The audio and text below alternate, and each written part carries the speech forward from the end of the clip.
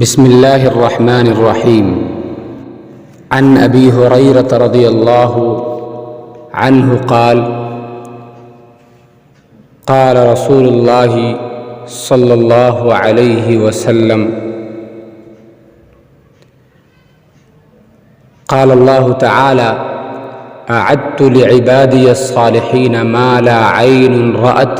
ولا أذن سمعت ولا خطر على قلب بشر واقرؤوا إن شئتم فلا تعلم نفس ما أخفي لهم من قرة أعين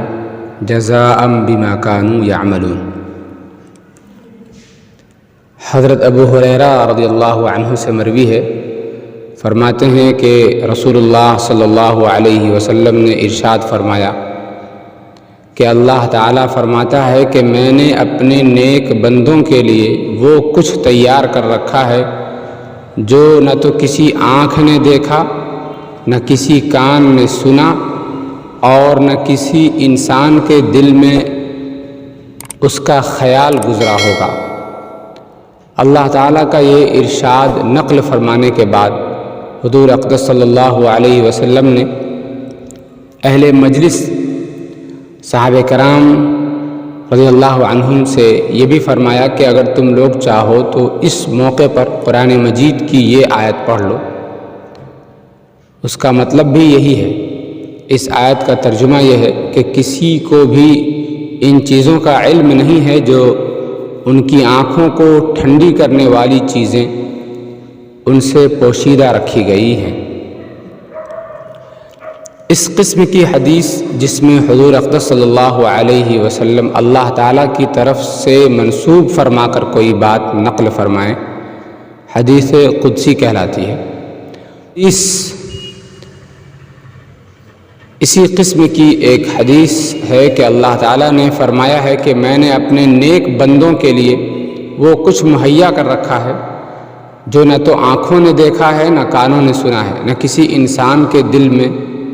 اس کا خیال گزرا ہے۔ اللہ تعالیٰ کے نیک بندے وہ لوگ ہیں جو جملہ حقوق اللہ اور حقوق العباد کی پوری ادائیگی کرتے ہوں۔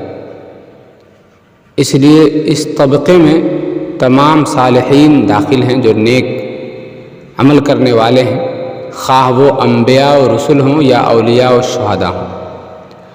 انہیں اللہ تعالیٰ نے عبادی، میرے اپنے بندے فرما کر ان کی عزت افزائی فرمائی ہے۔ جنت کی نعمتوں کی کوئی تفصیل بتانے کے بجائے ایسی تعبیر اختیار فرمائی جو مختصر سے مختصر اور پھر جنت کی تمام نعمتوں کو محیط ہو گئی۔ ما لا عین رأت ولا اذن سمعت ولا خطر علی قلب بشر، کہ مختصر 3 فقروں میں جنت کے محلات و قصور، اس کے باغات و انہار، اس کے حور و غلماں، اس کے پھل پھول، اس کے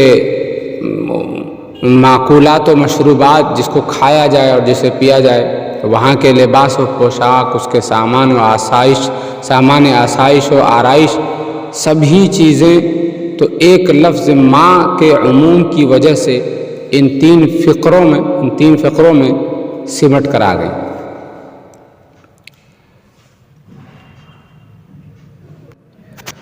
جو اللہ تعالیٰ کی مقرر کردہ شریعت کے احکام اور اس کے بتائے ہوئے عقائد اور تعلیم